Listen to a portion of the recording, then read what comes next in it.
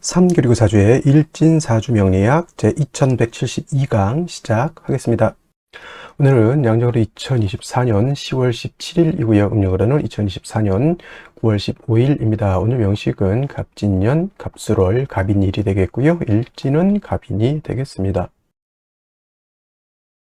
자, 사주를 분석함에 있어 제일 중요한 것은 일간이 어떤 일간이냐 또는 그 일간이 어느 원령에 태어났느냐 요걸 가지고 사주를 분석하게 되는데 오늘 일간은 바로 갑이라고 하는 천간이 일간이 되겠습니다. 자, 갑이라고 하는 천간 10개의 천간이 있습니다. 갑을 병정, 무기, 경신, 임계라고 하는 10개의 천간이 있는데 이 갑이라고 하는 천간 10개의 천간 중에서 가장 먼저 1순위의 천간이 되겠고요. 오행으로 구분하게 되면 갑이라고 하는 것은 목의 기운을 가지고 있는 오행이 됩니다. 천간, 갑을, 병정, 무기, 경신, 임계 중에서 두 개씩 짝이 지어지죠. 갑을은 목이 되는 것이고 병정은 화가 되는 것이고 무기는 토가 되는 것이고 경신은 금이 되는 것이고 임계는 수가 되는데 갑이라고 하는 것은 목의 기운을 목이라고 하는 오행을 가지고 태어난 일간이 되겠습니다. 이 목이라고 하는 건 눈으로 보게 되면 물상으로 보게 되면 나무라고 이렇게 보죠. 산에 가면은 여러 가지 풀도 있고 큰 나무도 있는데 갑목 같은 경우에는 나무라고 하는 물상으로 볼 수가 있겠고 또 기운으로 보게 되면 따뜻한 온기를 말합니다. 온기라고 하는 것은 집 안 온도가 적정한 온도가 돼야지 사람이 살 수가 있습니다. 그래서 이 목의 기운이라고 하는 것은 이불을 덮고 있을 때 또는 추울 때 목화 솜 같은 거 이렇게 덮고 있으면 따뜻하죠. 그러한 온기를 말하는 것이고 예를 들면 이제 화의 기운은 너무 뜨거운 열기를 말하는 것이고 금의 기운은 또 경금신금을 때 설명하겠지만 금이라고 하는 것은 서늘한 숙살의 기운을 말하는 것이고 수라고 하는 것은 천하를 땡땡땡땡 얼게 만드는 그러한 혹한의 땡기를 말한다 이렇게 생각하시면 되겠습니다. 그래서 오늘 갑목과 내일 공부하게 되는 을목이라고 하는 것은 따뜻한 온기를 말한다라고 볼 수 있습니다. 그리고 계절로 봤을 때 목의 계절은 바로 봄이 되죠. 그래서 지지로 봤을 때는 인묘진 동방이라고 해서 인월, 묘월, 진월이 바로 봄에 해당이 되죠. 인월, 묘월, 진월 때도 자세히 설명드릴 거고요. 방향은 동방이었으니까 동쪽이 될 것이고 또 목이라고 하는 것이 주관하는 색깔은 파란색, 바로 청색이 되겠습니다. 청색. 그 다음에 오상이라고 하는 것이 있는데 오상은 인의 예지 신을 말하죠. 인의 예지 신을 말하는데 목이 주관하는 것, 오늘 갑목도 마찬가지고 내일 을목도 마찬가지인데 이 목이라고 하는 것은 어질 인자, 어진 마음을 주관한다 이렇게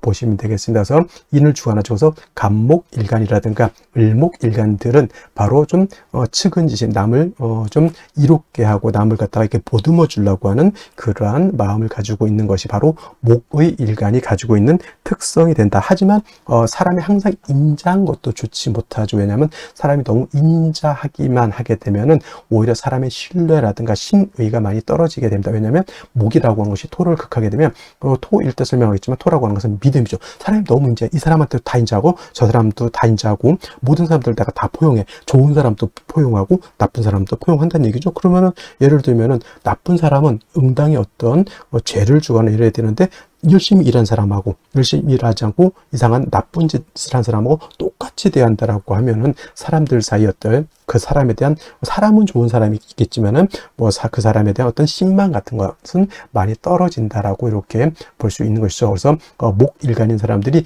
인자하고 측은지심을 갖는 것 좋지만은 경우에 따라서 이런 것들도 적절하게 분배할 수 있는 그러한 능력을 갖는 것이 필요하겠다라고 하는 점 꼭 기억해 두시고요. 자, 목이라고 하는 것 오행으로 목이라고 하는 것을 다시 음과 양으로 구분해 볼 수가 있습니다. 음과 양으로 구분해 본다라고 하면 이 갑목이라고 하는 것은 양의 기운을 가지고 있는 목이다라고 볼 수 있죠. 양의 기운. 양이라고 하는 것은 쉽게 말하면 음은 좀 동적이고 좀 거칠고 좀 무겁고 밝은 그런 개념이라고 하면 음은 양에 비해서 작고 왜소하고 좀 그러한 개념으로도 볼 수가 있습니다. 그래서 갑목이라고 하는 것이 양목이다라고 하면 반드시 음은 있습니다. 음양이라고 하는 것은 음과 양이라고 하는 것은 항상 같이 붙어 있는 것이기 때문에 양이 없는 음이 없고요. 음이 없는 양이 없습니다. 항상 같이 있게 되죠. 남자 없는 여자 없고요. 여자 없는 남자 없고 있다라고 하는 것과 똑같이 이해하시면 될 것 같고요.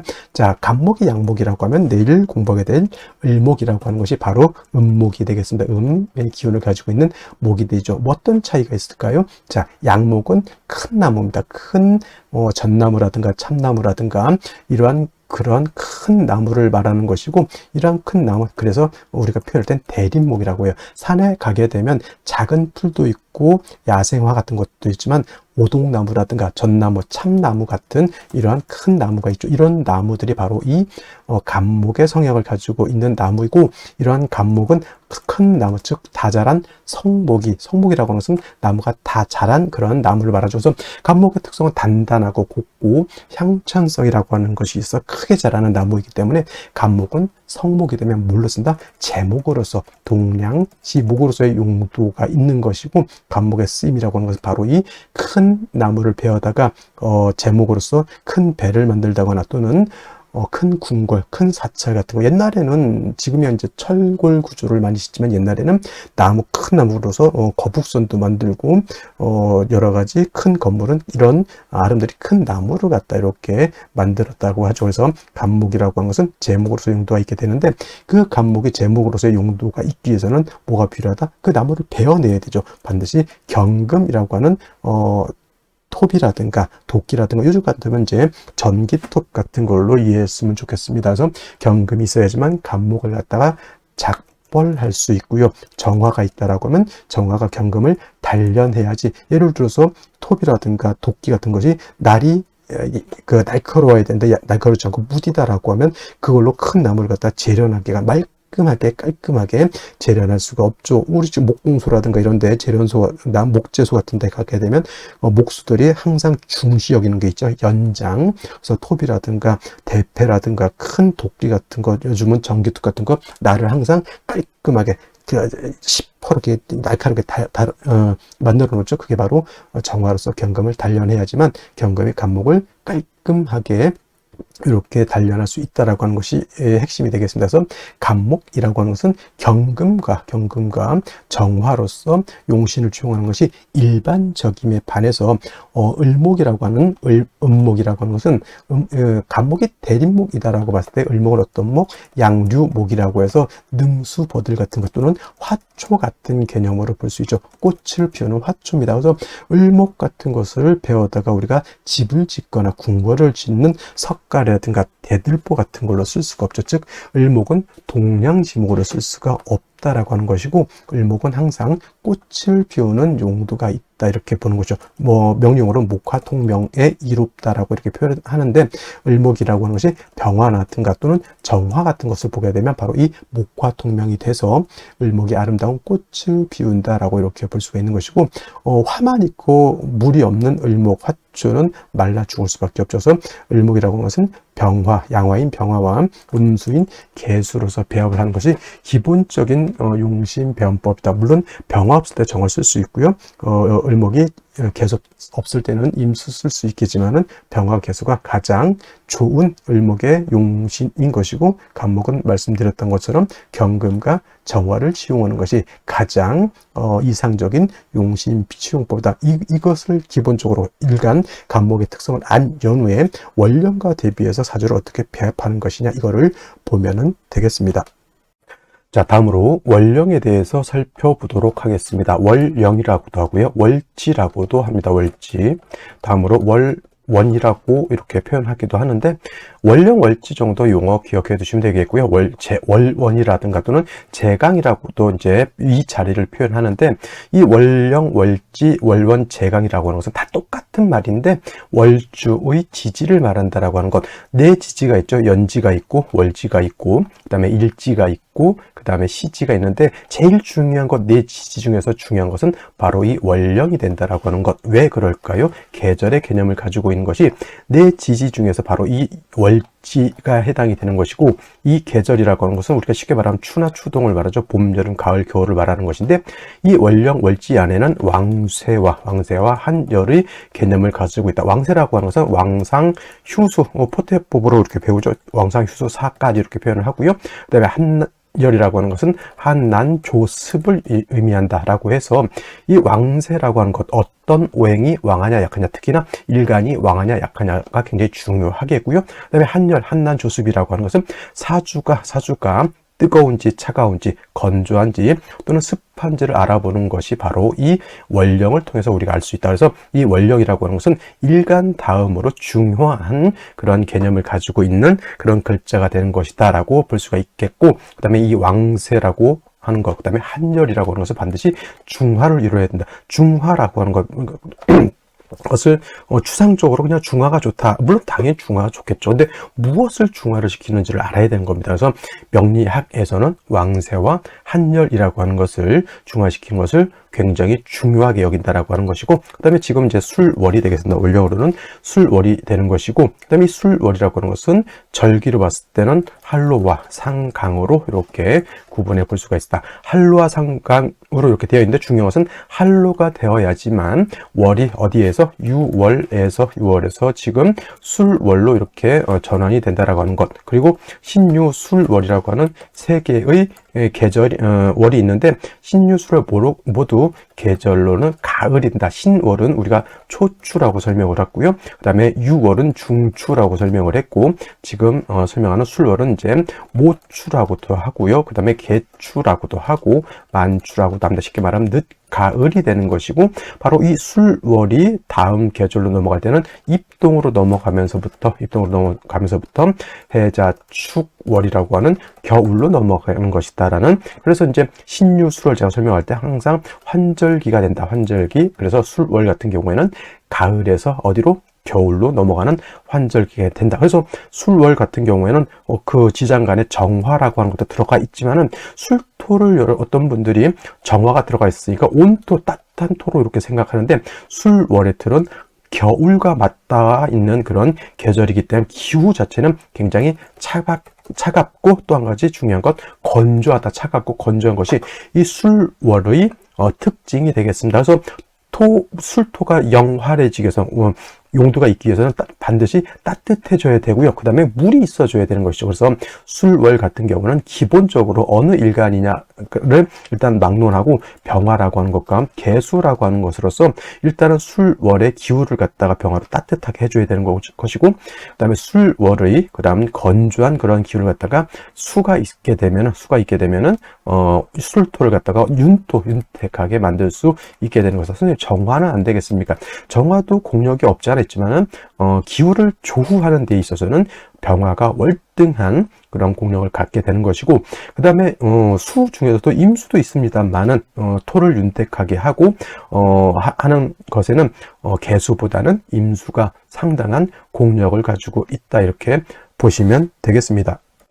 자, 또 다음으로 술월 같은 경우는 토가 왕한 토왕지죠. 원래는 신유, 술, 서방이라고 해서 원래는 금이 왕한 계절이지만, 실질적으로 금이 왕한 계절은 요 신유월이 금이 가장 강하죠. 신월은 금의 뭐가 된다 그랬습니까? 금의 임관지가 돼서 왕한 것이고, 유는 금의 제왕지가 돼서 가장 금이 왕한 계절이라고 하면, 술월은 신유, 술, 서방이 있기 때문에 금의 기운이 없지 않아 있지만은, 술월은 기본적으로 토가 왕한 계절이다. 그래서 술토라고 하는 것을 지장간으로 이렇게 보게 되면은 어떻게 되어 있느냐?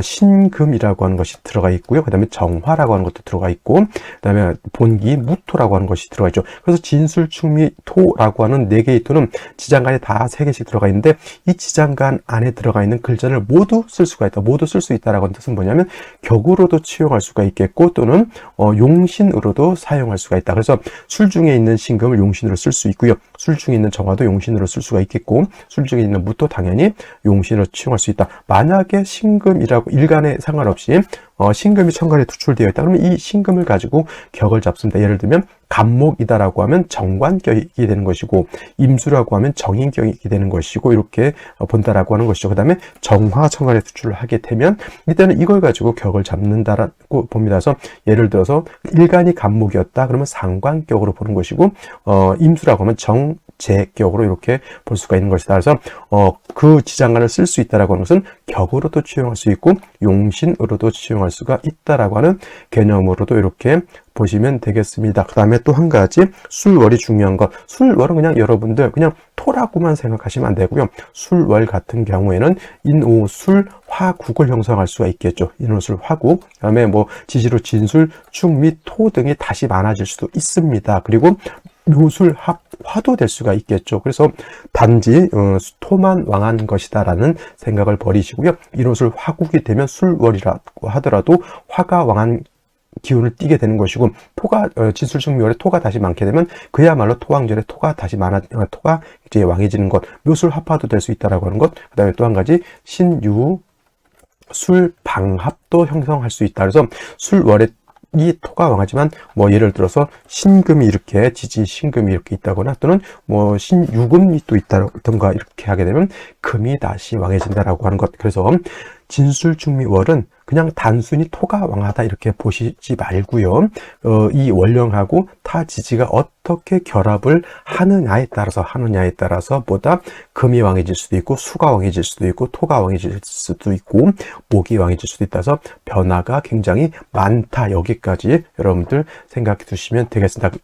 자, 이러한 술월에 일간 간목이 태어나게 되면 사주를 어떻게 배합하는 것인가? 자, 일간 간목이라고 하는 것은 양목으로서 대립목이라고 말씀드렸죠. 성목이 되게 되면은 간목은 경금으로서 작벌해서 제목 동량지목으로 쓴다라고 말씀을 드렸는데, 술월이라고 하는 계절에 간목이 태어나게 되면 술월은 어떤 계절? 기운은 차갑고 그 다음에 수기가 없어서 건조하죠. 건조. 이러한 때 간목이 태어나게 되면 간목 자체가 기운이 하강되어 있으니 성장을 하기가 어려울 것이고요. 그 다음에 물이 없으면 간목 자체가 말라 죽을 수밖에 없습니다. 그래서 이러한 경우에 대뜸 경금이라고 하는 것을 딱 보게 되면은 간목 입장에서 어떻게 될까요? 토라고 하는 재성이 왕할 때 간목 자체가 너무 약하잖아요. 그런 경우에 이렇게 경금이라고 하는 또는 신금도 마찬가지겠지만 이렇게 되게 되면 어떤 상황? 재살퇴왕한 사주가 되는 것이니 약한 일간이 재성도 감당할 수가 없겠고 또 더해서 칠살 관성도 감당할 수가 없습니다. 재간을 감당할 수 없게 되는 것이니 재성은 재물이요. 그 다음에 관성은 명예인데 부와 명예를 다 얻을 수 없다 정도가 아니라 그로 인해서 신상에 아주 해로운 일을 당할 수 있다 이렇게 볼 수가 있는 것이죠. 그래서 술월에 간목이 태어나게 되면 물론 이제 동량지목으로 만들어서 제목을 만드는 것도 중요하지만 약한 간목을 갖다가 먼저 도와주는 것이 필요하겠다. 그래서 이때는 무엇이 필요하다? 일단 정화라고 하는 것을 얻게 되면은 간목의 수기를 물의 기운이 아니고요. 간목에 뛰어난 그런 기운을 바깥으로 발산할 수 있다라고 하는 장점이 있겠고요. 그 다음에 술월에는 건조하기 때문에 반드시 뭐가 있어줘야 된다? 임수 또는 개수 등등이 있어서 이 개수가 간목을 갖다가 생조해 주면서 마른 술토를 갖다가 어떻게 그죠? 윤택하게 해 주어야지만 간목이 이 술의 뿌리를 내릴 수가 있겠다. 술토와 진토는 같은 토이지만은 술토는 어떤 토라 그랬습니까? 건토, 마른 땅에다가 기후 자체가 바로 다음에 해월이라고 하는 겨울로 넘어가기 때문에 차갑고 건조한 토 이렇게 본다라고 하면 진토라고 하는 것은 어떤 토? 이게는 물기를 가지고 있는 습토가 되는 것이죠. 그 다음에 계절로는 대개 한 4월 정도, 5월 정도 이렇게 생각한다고 하면 기후 자체가 따뜻합니다. 그래서 간목이 술토를 보는 거하고 간목이 진토를 보는 것은 같은 재성을 보지만은 간목은 진토 보는 것을 더욱 좋게 보고요. 간목이 술토 보는 것을 그렇게 좋게 볼 수 없는 이유가 바로 이러한 연유가 있는 것이죠. 그래서 술월에는 별도로 개수를 얻는 것이 가장 필요하다라고 보지만 진월 같은 경우에는 얼령 자체의 을목이라고 하는 것, 개수라고 하는 것이 들어있기 때문에 그렇게까지 뭐 별도 수가 있을 필요는 없습니다. 단 지금 말하는 술월 같은 경우는 마르고 차갑기 때문에 하고 술을 같이 얻어서 간목을 배양해 주는 것이 매우 중요하겠다라고 볼 수가 있는 겁니다. 자, 다시 오늘의 명식을 살펴보도록 하겠습니다. 자, 일간, 간목, 일간이 되겠고요. 간목, 일간이 태어난 월령은 술월입니다. 일간의 특성과 월령의 특성 중요하다라고 말씀을 드렸고, 세 번째 중요한 개념 격국이라고 하는 개념도 있습니다. 자, 격국이라고 하는 것, 용신이라고 하는 것은 사주를 보는 하나의 도구와 같다 생각하시면 되겠고요. 특히 이제 격국 같은 경우에는 사주 8글자가 어떻게 구성이 돼서 서로 상호간에 견제와 균형을 이루고 있느냐를 보는 것이고, 용신이라고 하는 것은 사주를 중화시킬 수 있는 핵심적인 요소를 말한다. 중화라고 하는 것은 왕쇠의 중화와 한열의 중화를 말하는데, 이것을 중화시킬 수 있는 핵심적인 요소를 말합니다. 대표적으로 4, 5음이 여름에는 수가 용신이 되는 경우가 많고요. 또는 반대로 해자축 겨울 같은 경우에는 화가 용신이 되는 경우가 많습니다. 토가 많아서 문제가 되는 경우에는 목이 용신이 될 것이고, 금이 많아서 문제가 되는 경우에는 화가 용신이 되는 경우도 있을 겁니다. 그래서 격국과 용신이라고 하는 것은 사주를 보는 하나의 도구다, 이렇게 생각하시면 되겠고요. 자, 이 격국과 용신이라고 하는 것도 결국은 뭐다? 일간과 월령의 특성에 기반해서 살펴볼 수 있습니다. 일간 간목이라고 하는 것은 양목이 되겠고요. 월지는 술토라고 하는 것은 양토가 됩니다. 일간과 월령과의 관계, 양의 관계가 성립이 되죠.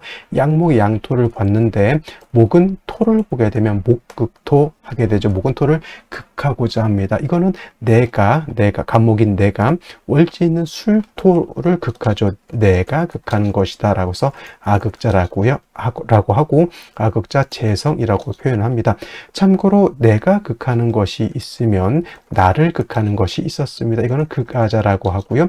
어저께 같은 경우가 이제 개수가 술월에 태어나거나 임수가 술월에 태어났을 때는 극아자, 나를 극한다라고 했죠. 이거는 관성이라고 합니다. 그래서 관성은 법, 윤리, 도덕, 관제, 구설, 송사 이런 것들, 나를 규제하고 통제하고 또는 보호하고 관리하는 그런 개념이다라고 봤을 때, 재성이라고 하는 것은 내가 관리하고 내가 통제하는 개념으로 봅니다. 그래서 관성 같은 경우는 법이라고도 하고요. 또는 관성은 여자한테는 남편도 해당이 될 수가 있겠습니다. 또 반대로 재성이라고 하는 것은 남자한테 처에 해당이 되고, 재물에 해당이 되고, 인기에 해당이 되고, 유흥, 오락에 또 해당이 되고, 또는 근면, 상실, 성실성 같은 경우에도 재성으로 봅니다. 그래서 일간이 왕하고 신왕하고 재성도 뿌리가 있는 사람들이 대체적으로 부지런하죠. 일도 잘하고 일하는 것을 재밌어 합니다. 그래서 그런 사람들이 신왕한 사람들이 대체적으로 해서 부자가 많은 이유가 바로 일간왕에서 재성을 감당할 수 있으니까 큰 부를 얻게 되는 것이고, 신앙지향한 사람이 대운에서 예를 들어서 관운을 받다, 이때는 명예도 얻을 수가 있는 그런 좋은 사주가 되는데, 반대로 신앙지향이 아니라 신약재왕이 되면 일간은 약한데 재성이 왕한 그런 구조, 또는 이걸 제다신약이라고도 이렇게 표현하는데, 제다신약이나 신약재왕이 되게 되면 오히려 재성으로 인해서 곤혹을 치를 수 있다, 이렇게 볼 수가 있는 것이죠. 자, 재성이라고 하는 것 다시 두 가지로 구분해 볼 수 있습니다. 정제와 편제로 구분해 볼 수 있는데, 정제라고 하는 것은 바른 재물이죠. 월급, 이자 같은 개념, 또는 이제 내가 어떤 일을 했을 때 품앗이 같은 개념, 품삯 같은 개념이라고 하면, 편제는 좀 예측 가능하지 않은 일확천금 같은 개념으로 볼 수가 있습니다. 로또 당첨금, 또는 땅을 수용을 당했는데 엄청난 보상을 받는다든가, 이런 거는 우리가 일반적으로 예측할 수 있는 재물은 아니죠. 정제는 예측 가능하죠. 왜냐, 내가 예를 들어서 3% 금리로 돈을 얼마 넣어놨다라면 당연히 그 이자 나오는 것 정해져 있죠. 물론 세금도 뗄 것이고 하면서 받을 것을 우리가 능히 예측할 수 있는 개념이 바로 정제라고 하면, 편제는 예측 가능하지 않은 좀 일확천금과 같은 그런 개념의 재물로 이렇게 볼 수가 있습니다. 그래서 같은 재성이라 하더라도 정제격들은 좀 성격이 꼼꼼하고 정직한 바른 사람이라고 하면, 편제격들은 조금 약간은 도박성도 있고 투기성도 있고 그런 성격을 가지고 있습니다. 같은 재성을 가졌다 하더라도 정제격의 성격과 편제격의 성격은 그래서 좀 차이가 있다. 어떻게 됐건 뭐 정제든 편제든 재물에 관련된 거니까 이런 제격들, 정제격이나 편제격들은 역시나 재물에 대한 관심이 많을 밖에 없다. 유흥오락 같은 거 노는 것도 굉장히 좋아하면 재성이 유흥오락, 주색잡기 이런 것들이 해당이 되기 때문에 그렇다는 것이고, 그 다음에 이제 정제라고 하는 것, 일간과 재성과의 관계가 어떻다?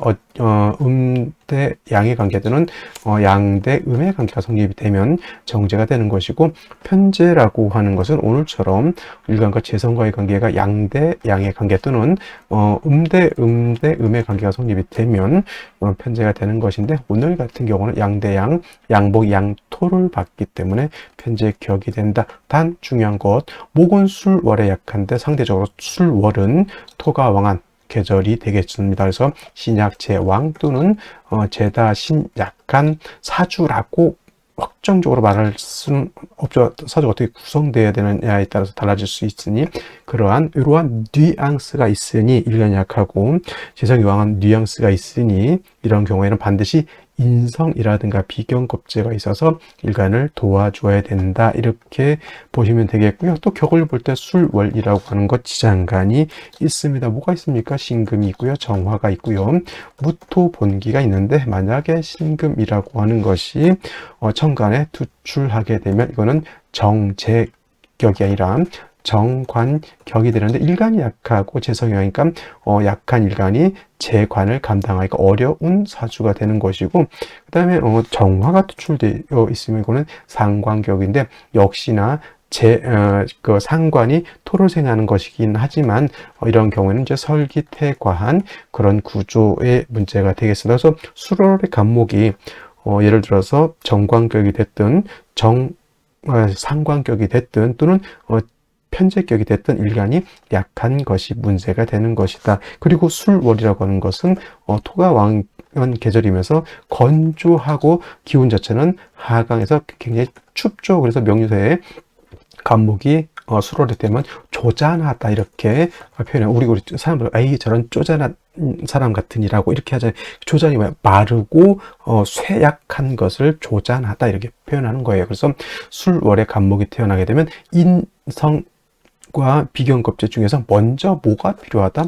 인성이 있어서 간목을 생해 주는 것이 필요하다 이렇게 볼 수가 있는 겁니다. 자, 이때 필요한 인성이라고 하는 것은 물을 말하죠. 술을 말하죠. 인수가 있어도 상관은 없겠고요. 개수가 있어도 상관은 없습니다. 그래서 임수로서 간목을 생해 주어야지만 능히 간목이 마르지 않고 어떻다? 능히 간목이 살아날 수 있다라고 하고, 그다음에 뭐 조우의 의미로서 화도 필요하다라고 하지만은 병화를 보는 것보다 지금 시점에서는 정화를 보는 것이 필요하다. 왜냐하면 수가 있어서 간목을 생해 줄 때 이 수를 생해 주는 것이 필요하죠. 왜냐하면 술월은 수가 약하기 때문에 경금이라든가 신금 같은 것이 있어서 임수를 생해 주어야 되는데, 간목 입장에서 신금 있는 것이 좋을까요? 경금 있는 것이 좋을까요? 이걸 육친눈으로 보게 되면 정관이 편관보다 좋다 이렇게 얘기할 수도 있겠지만, 간목 입장에서는 경금을 얻는 것이 더 용도가 크다 이렇게 볼 수가 있습니다. 그래서 병화보다는 정화가 있는 것이 경금을 내가 취용할 때 경금을 단련할 수 있는 그런 무기를 얻었다라고 볼 수가 있겠고, 능히 또 경금이 임수를 생해 주어야지만 임수가 간목을 도와줄 수 있게 되는 것이다 이렇게 볼 수 있습니다. 그래서 술월의 간목은 좀 갖추어야 할 것이 좀 좀 까다로운 그러한 구조가 될 것입니다. 자, 연지 보도록 하겠습니다. 진토 이렇게 있습니다. 이것도 편제이지만 술토는 건토 마른 땅이 되겠고요. 진토는 물기를 가지고 있는 진중개수를 가지고 있는 그러한 토인데 진술충이 됩니다. 그래서 이렇게 되면 진중에 있는 개수 땅속에 매몰될 것이고요. 진중에 있는 을목 땅속에 묻혀버릴 것이고요. 술중에 있는 신금 땅속에 묻혀버리게 됩니다. 술중 정화가 이제 개고돼서 천간으로 날아간다라고는 하지만, 솔직한 말로 진술충에서 정화가 투출하는 것에서 나온다? 큰 의미는 없다 이렇게 볼 수가 있습니다. 그래서 이렇게 되면 진술충됨으로 인해서 일간은 상대적으로 더 약해지고 재성은 더욱더 왕해져 있다 이렇게 보시면 되겠고요. 연간의 간목, 그 다음에 월간의 간목, 연간의 간목이 있습니다. 간목이 두 개 있으면 갑갑하다라고 하시는 분들도 있고, 간목이 세 개니까 어떻게 돼? 갑갑하다 이렇게 또 보실 분들이 있겠지만, 그런 건 다 명리 이론이 아니니까 큰 의미는 없다 이렇게 보시면 되겠고, 자, 이 일지에서 인목을 봤습니다. 갑인일주. 갑목이 인의 뿌리를 둘 수 있죠. 근데 문제는 뭐가 있습니까? 수기가 없기 때문에, 물이 없기 때문에 아무리 목이 영하더라도 술월이라고 하는 건조하고 기온이 하강돼서 추운 계절의 갑목은 다 어떻게 돼요? 결국은 고목이 될 수밖에 없다. 사목이 될 수밖에 없겠죠. 그러면 반드시 물을 얻어서 갑목을 생해해 주는 것이 필요하겠고, 또 조후의 의미에서 이제 화도 좀 필요하지 않을까라는 생각이 드는데, 이 모든 것을 생시에서 다 얻기는 좀 어려울 것 같습니다. 하나를 선택하면 부족한 것은 어쩔 수 없이 대운에서 얻어서 쓸 수밖에 없겠다라는 생각이 들고요. 이거는 이제 생시를 보면서 설명드리도록 하겠습니다. 자, 그러면 생시 보도록 하겠습니다. 제일 먼저 갑자시를 보도록 하죠. 갑자시면 천간으로 갑목이 4개가 있습니다. 인의 뿌리를 둔 갑목이기 때문에 약하지는 않습니다만은, 말씀드렸던 것처럼 수가 없다라고 하면 매우 건조한 그런 구조이기 때문에 물이 필요하다. 물론 불도 필요합니다. 인중병화가 있다라고 하는 것이 그나마 천간에 투출된 화는 아니라 하더라도 인중병화로서는 조우도 할 수 있다. 이 술 중에 있는 정화는 진술충으로 해서 이건 날라갔다고 생각하는 것이 맞고요. 인중병화, 자중개수 있기 때문에 이 정도는 그래도 그럭저럭 틀은 갖추었다, 이렇게 볼 수가 있겠습니다. 새벽이기 때문에 큰 의미는 없을 것 같고요. 병인시 같은 경우에는 이거는 사주가 매우 건조하다. 차갑지는 않습니다. 병화가 천간에 투출되어 있기 때문에. 병화가 인의 뿌리를 뒀죠. 일간은 빼고 갑목 2개가 병화를 생주해 줍니다. 근데 물이 없기 때문에 매우 건조한 고목이 될 수밖에 없는 그런 구조. 운은 어디로 가야 돼? 반드시 이거는 금수운으로 가는 것이 필요한 그러한 구조가 되는 것이고요. 정묘시는 병인시와 마찬가지가 됩니다. 근데 정묘시하고 병인시는 조후의 차원에서는 병화가 좋은 것이고, 그다음에 경금을 단련하는 차원에서는 정화가 좋은 것인데, 어차피 경금 없으면 저는 정화보다는 병화를 얻는 것이 좋을 것이다라는 생각을 한번 해보게 되고요. 무진시 같은 경우에는, 자, 이거 진토 있습니다. 진중개수를 간신히 쓸 수는 있죠. 진술충에 무토 투출되어 있습니다. 이거는 거의 뭐라고 보냐면 토, 목, 교봉이라고 해요. 토봉. 완벽하게 둘이서 거의 세력이 비등비등해 보이는 두 세력이 첨예하게 다투고 있죠. 이걸 전국이라고 해요. 싸움하는 그런 전국 노래장, 전국이 아니라 전투할 전자에다가 나라국자 이렇게 해서, 이게 성격이 어떻겠어요? 그죠? 군비쟁제도 될 것이고, 일간이 왕에서 그 어떤 사업적인 어떤 수완은 있을지 모르겠지만, 이런 사람들은 대체적으로 거의 재성을 놓고 다투는 그런 형국이기 때문에 시기 질투도 많을 것이고, 또는 시기 질투도 많이 당할 수 있는 그러한 사주라고 볼 수가 있겠다. 수기가 이것도 마찬가지로 좀 부족한 단점이 있다라고 하는 것.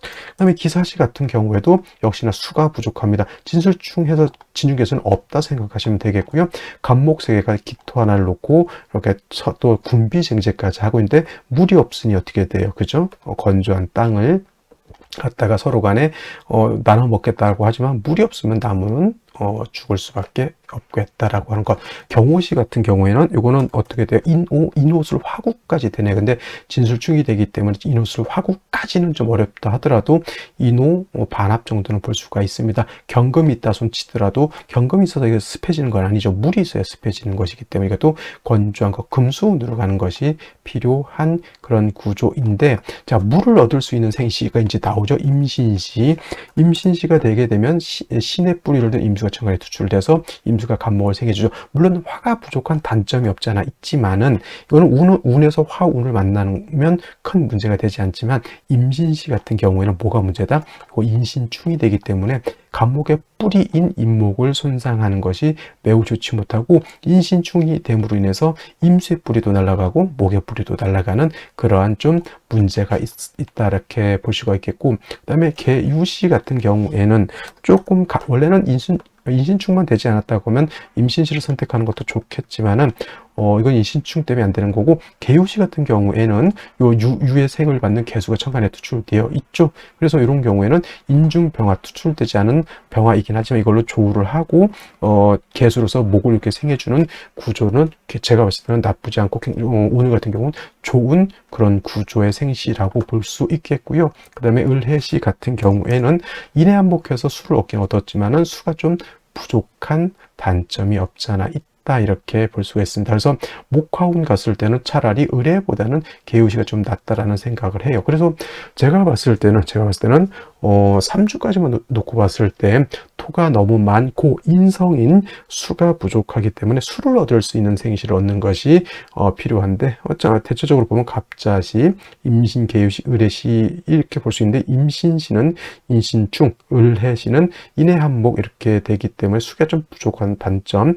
그래서 개유시 정도 이렇게 봤으면 좋지 않을까. 그렇다고 해서 을해시가 안 된다라고 하는 것은 아니다라고 하는 점까지 말씀을 드리면서 오늘 강의는 여기서 마치도록 하겠습니다. 감사합니다.